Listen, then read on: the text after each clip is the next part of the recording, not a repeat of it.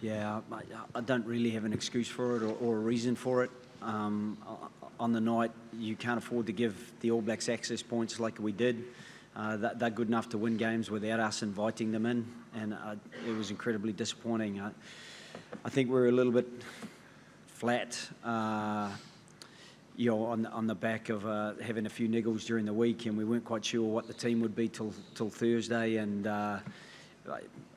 I felt that we needed to get off to a good start to really build a bit of confidence, and when that didn't happen, I always felt that we'd be a bit vulnerable, but once we were 22-0 down at half-time, and again, what was really frustrating about that, the third try, we had a really good space for Keith Earls on the trail line. We had a little bit of space on the overlap for Jacob Stockdale, and we just didn't quite put things together. We spilt that ball, and on the back of it, the All Blacks scored, and they didn't really have to earn that. They finished it off really well, but those are the frustrating things, because you've got to make the All Blacks work for everything if they're going to get it. And I felt that in the past we had forced them to do that, even when we'd lost to them, and certainly, obviously, when we'd beaten them. So that made it very tough. Then we were chasing the game in the second half, and if you're chasing the game against the All Blacks and you're not absolutely nailed on, then you're going to allow them opportunities, and that's exactly what we did. Straight after half-time, they took the ball back into their own 22, and we catch it with a foot and touch, where we probably should have let that go, and then we've got a line out inside the 22 to start the second half and to give ourselves a little bit of oxygen, but we sort of invited them straight back in again. Thank you. Next question, please. In the middle there, please.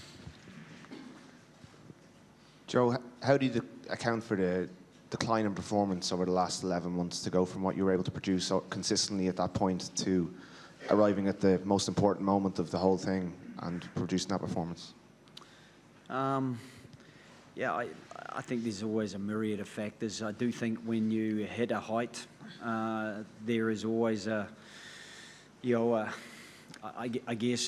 bit of a drop, because it's not perfect. We work with human beings, and inevitably when you've reached a height, there is certainly not complacency, but there was an unfortunate, I suppose, aiming up for this tournament. One of the things that we tried to do was experiment a little bit in the Six Nations, give responsibility to a few younger players, try to build the group. We try to use the Six Nations as a platform for that, because we felt that we'd won 3 of the last 5 of them, that this is really what we wanted. And so that's why it's so devastating tonight, that what we really wanted, we didn't produce the performance that we needed on the night. And while there might be a few reasons for that, with the short week that we had and the niggles that we had, so that we weren't quite probably as regenerated as we would have liked to have been. That error count that was mentioned, that does make it incredibly tough, and I don't really have a reason for that, other than on the night there's always anxiety, there's always guys who might overreach, and as a result you don't get the performance that you're looking for. Thank you. Gentleman there, please. Joe Mark here from Stuff in New Zealand. How much credit do you give to the All Blacks for, I guess, the unsettled nature of your performance? I think in the first half they missed 1 tackle. They obviously contributed to your error rate. How much credit do you give them? Sure. We could have played really well and they still might have got over the top of us. That's how good they are, and they were stifling. They made it very, very hard for us to breathe. And what was probably most frustrating, Mark, is that when we did have opportunities to breathe, we actually gave them oxygen back by missing touch or by missing a trail line when I felt we had an opportunity for a line break, and in the end it's an All Black try. So I think it was a mix of the two for sure. They're a super team, and I said on Thursday that you have to be absolutely nailed on to topple them, and we weren't nailed on, and that's how you get a 30-point differential on a scoreboard, because they can accumulate those points so quickly because of the pressure they put on, whether they've got the ball or not. And as you say, I think they missed 1 tackle in the first half, and we missed about 10. And that differential is not great to start with. Thank you. We'll swing round to the right there, please. Did you want one at the front? Yes, thank you. Hi there, Joe. Richard Carth from AFP. What did you make of Johnny Sexton's decision to go for touch rather than take some points, I think, with about 20 minutes gone? And how would you assess his performance overall tonight? Thank you. Yeah, again, those decisions are made by Rory and Johnny and Pete and those guys who are on-field leaders. That's what you do when you coach. You help people become the leaders that they need to be, and they make those decisions. And sometimes on the back of them, you get the points that you need, and other times you don't. I thought we were pretty unlucky toward the end of the half where we did decide to go for the touch, and if we could have got a 7-pointer there at 22-7, you kind of feel like you've at least got a little bit of a toehold. So sometimes you're a little bit damned if you do and damned if you don't. I think a couple of those penalties, certainly the ones where he missed touch, they were quite a long way out. I'm not sure that he would have taken a shot at those anyway. Thank you. There's one midway there, please. If you could just raise your hand. Thank you. The microphone's coming. Thank you. Joe, it was kind of an exhibition of offloading at times tonight from the All Blacks. It was kind of similar to 4 years ago when we were watching the style of Argentina and how good and how impressive they were. Do you think that our game plan has evolved enough in the intervening 4 years? Yeah, I think we've demonstrated that in the intervening 4 years. I think there's no team that we haven't beaten, and we've pretty much beaten every team at their home apart from the All Blacks, and we've beaten them on a neutral venue. So, I think it's a performance tonight that we're really disappointed with. I don't think it is as good as we can put out there, and as I said, I have huge respect for the All Blacks. I started watching them when I was 3 or 4 years old and supporting them. Certainly, the group of men I work with are those that I support fully now, and it was disappointing that they didn't quite get their best foot forward tonight. But I thought it was a really impressive All Black performance. And when you look at other teams, I think Australia offload every bit as often as the All Blacks do, and they got beaten 36-0 last time they played the All Blacks, when the All Blacks were in a similar sort of mood. So you don't need to be too far off the margin to accumulate or to receive an accumulation of points against a team of that quality. I think, as I said, we did actually have a couple of chances to get access points, but we gave the ball straight back to them. So we didn't really get the chance to even express ourselves too much in the game because we just weren't accurate enough. Thank you. The lady on the second row, please. Olga Kamenko, NHK. We would like to ask you, what was the reason for too many tackle misses tonight? And also, how do you feel about not getting into the best 4 again in the second World Cup? Yeah, it's a tough question. Obviously, we'd love to have gotten the top 4, because there's a number of things this group of players have achieved, and that's the one thing that remains and continues to remain elusive. So we're incredibly disappointed. I think heartbroken wouldn't be too far away from how I feel and how the players feel right now, because right after the November series, when we played the All Blacks last year, we decided that we really wanted to make sure that this was our target, and maybe it consumed us a little bit too much, and we got distracted from our normal game-to-game focus. But the tackle misses, when you're up against a team like the All Blacks, they have a strength and power and a number of elusive runners that if you're not in the right position to make the tackle, or you get slightly wrong-footed, you do slip off tackles. And when you've got wave after wave of them coming, and then you finally get relief, and you look to put the ball down the field, and you end up giving it straight back to them.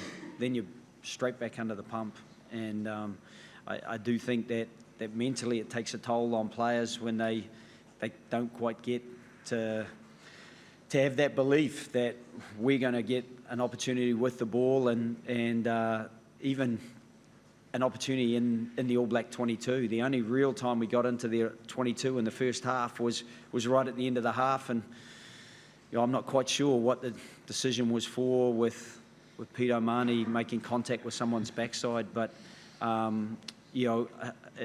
was disappointing because it's a penalty that gets turned around, and again we lose that oxygen and that belief to try to get a little bit of a foothold back into the game.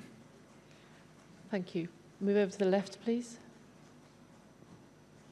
Joe, you enjoyed some great times in your time in Ireland, great days, even 2 quarter-final defeats at the World Cup. How damaging do you think that is when you do eventually reflect on your time? Well, I think the last one, you tend to carry your scars a lot more than your successes, and so those scars are deep, and that's why I am a little bit broken by it. But I think when I get some distance to reflect, I think it's 75, maybe 75 odd test matches, and we've won 75% of them.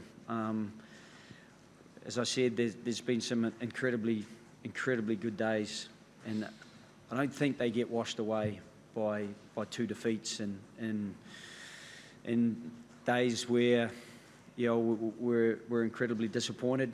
I felt we had good reason 4 years ago where we lost our leadership prior to the quarter final, but we just met a team who I think are number 1 in the world for a reason, and I think if you're not on the money, as I said, you're going to be really disappointed, and I am.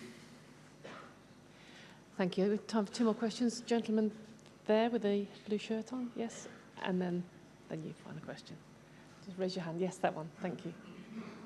No. Yes. Yeah. You. That's it. Thank Rory, you. And then you, sir.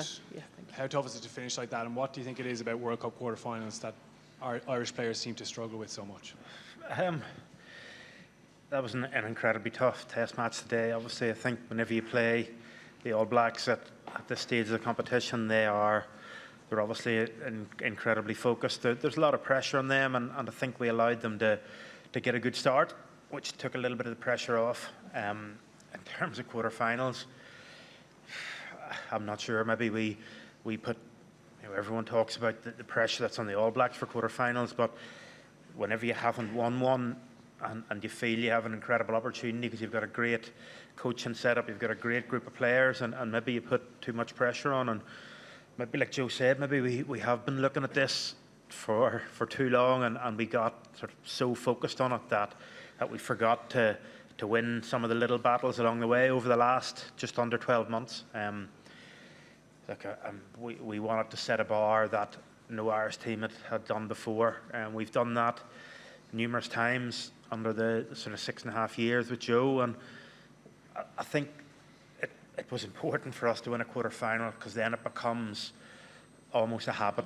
We talked about it years ago. Remember Paul O'Connell saying about beating France when we beat them 3 times in a row leading into the last World Cup, that then becomes a habit that you expect to beat France, because before that, like a lot of the times whenever I was playing, they were the team that stopped us winning Grand Slams, and that became a habit, and I think with Joe, he was able to take away a little bit of the fear factor that the All Blacks held in the last 3 tests, and I think when you do that, they see you coming a lot more, and they're a lot more prepared, and when you get the best team in the world fully prepared and fully focused on you, it becomes that little bit more difficult, and when you make a few errors, when there's a few errors forced upon you, and you let them get their tails up on a big start, it becomes even harder. Thank you. I think we have time for 1 quick question. The gentleman's been waiting there a long time. Thank you. Japan Shueisha Matsuse. My question is to Captain. It was your last test match. How do you feel right now? What is your impression about this Rugby World Cup in Japan? Right now, tired, sore, upset. Look, and I think it's, Joe did touch on it, that right now you focus on what's just gone, and we're incredibly disappointed. It was we have a lot of big characters in that changing room, and it's not often that you get a changing room that's deadly silent, and that was what happened. You know, there was big men in tears, and you know, that's what happens whenever you put your heart and soul into everything.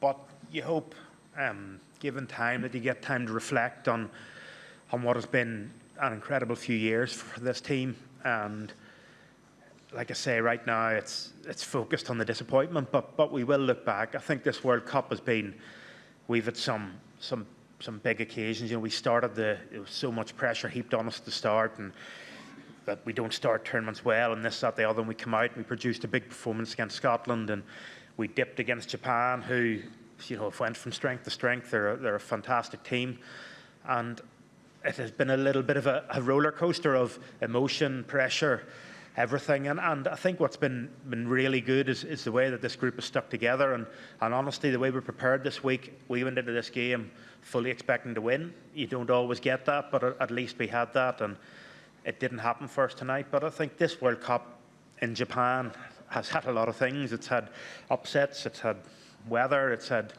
some fantastic performances, and I think credit has to go to Japanese rugby and World Rugby for you know, having the, I suppose, the balls to bring it here. And you know, I think it's been a fantastic tournament, and we're unbelievably upset to be leaving it, and I'm unbelievably upset with the thought that I'll never pull on a green jersey again except to go and support. Okay, thank you both very much for your time this evening, and we'll move on to the second press conference shortly. Thank you.